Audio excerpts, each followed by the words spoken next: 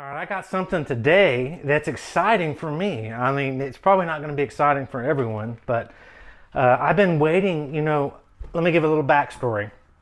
I ordered probably about a year ago. I ordered a block of this coconut husk, coconut chips from a reputable one of the reputable reptile providers, and it's a lot bigger than what I wanted. And it always just kind of bothered me, putting this in the cage. The snake doesn't really like, patrolling around on this and coming out at night. He likes to be more on a more fine type of dirt surface. So for a year, I've been contemplating just like, how can I grind this up and make this into more of a, smaller, more sandish like, more gravel size.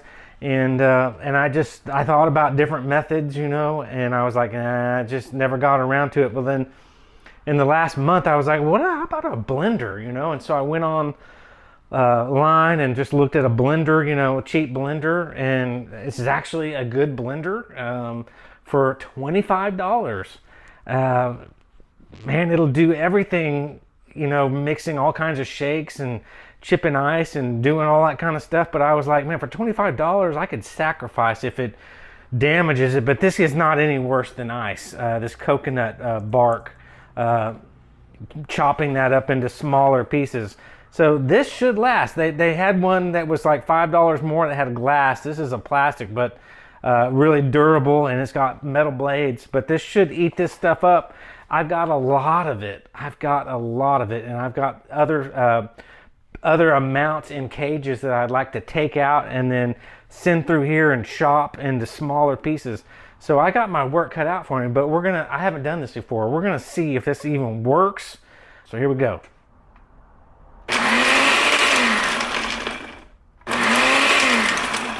And then once it stops, you could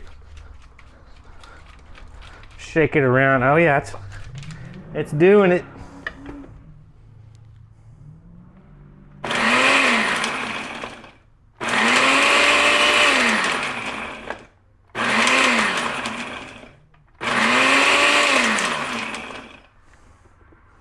Let me take the top off. Now I don't know, if this is gonna make snakes live in dirt and sand and stuff, so I don't think it's gonna make such fine particles that it's gonna get into their respiratory system because they live in dust and dirt. So this is gonna create more dust and dirt, but maybe I'll take that outside and, once I get all this kind of ground up in a container and move it around so that the dust comes out and gets kind of blown off by the wind. But it's definitely mincing it up for sure and kind of doing what I wanted it to do and creating fine dust. So let's keep doing this a couple times.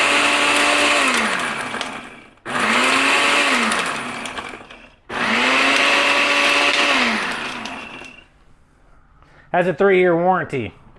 Wood cypress mulch. This is kind of looking more like cypress mulch, and the coconut husk holds moisture really, really well, and it resists mold. And I think that's the benefit of this coconut husk. So it's working out pretty good. Here I want to show you the consistency difference. This is how it kind of came out. I mean, this is a year old, but of wear and tear and reptiles running all over it and rocks and just in the different cages, but a lot bigger pieces.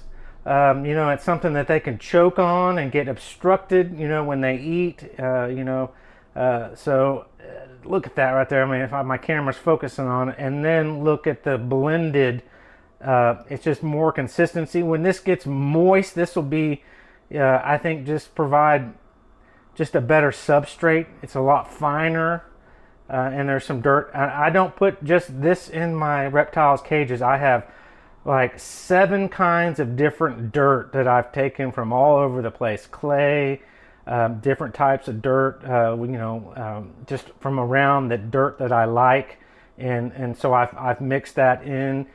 So probably 200 pounds worth of dirt, and then I mix this in with the dirt. This is what, some of this pieces are less brown because it's been in the dirt in the large enclosure. and moisture put on it and off many times. But this is the way I'm going, and I think it's going to be just better for my reptiles, and personally I just like it better.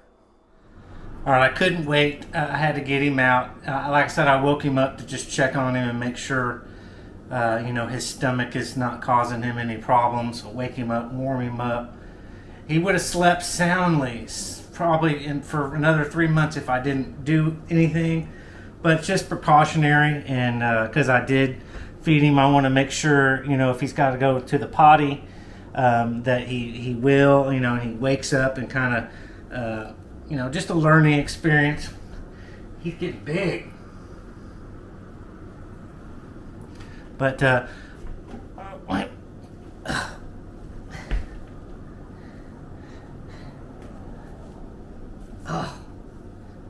miss him. Oh, it's like having a little child come to visit you.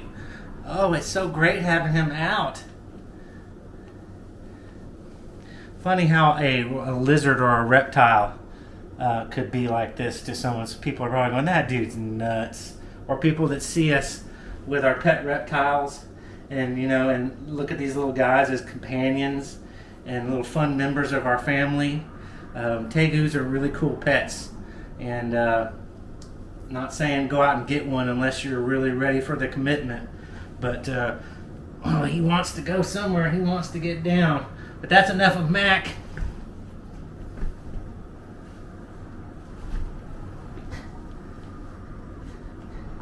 He is squirming all over the place. Ay, Christ. Oh, nails. Woo. He wants probably down on the floor. All right, boy. Also, before I finish the video, man, we had really cold weather there, 30s and probably low 40s, high 30s, low 40s for like 2 or 3 weeks there. But then, crazy Texas weather. I mean, we're in the 75, 80 degrees for the last 2 or 3 days, maybe a couple more days, and then it'll get really, really cold again.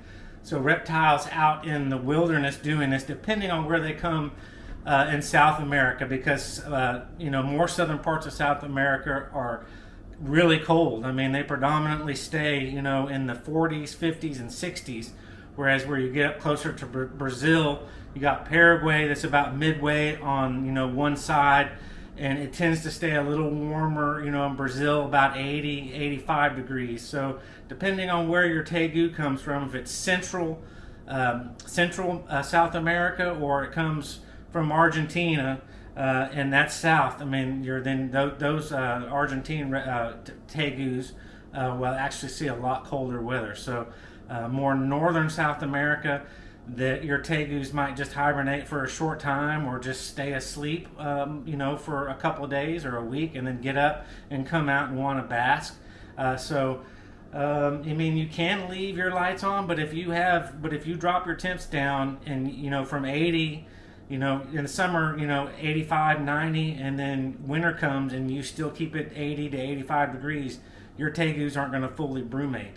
Or hibernate, brumate. So, if you drop your temps down to, 58, 59, 61, 62 degrees, and your Tegu can handle that, it's an Argentine Tegu, then your Tegu's not going to get up as long as that temp is down. And then when the temperature out in wild starts warming up as it gets to summer, then the Tegus are going to sense that. They're going to feel that different in that change, and probably barometric pressure and all kinds of things. They have ultra sensitive animals compared to humans. They have extra senses compared to humans, and that's just common sense.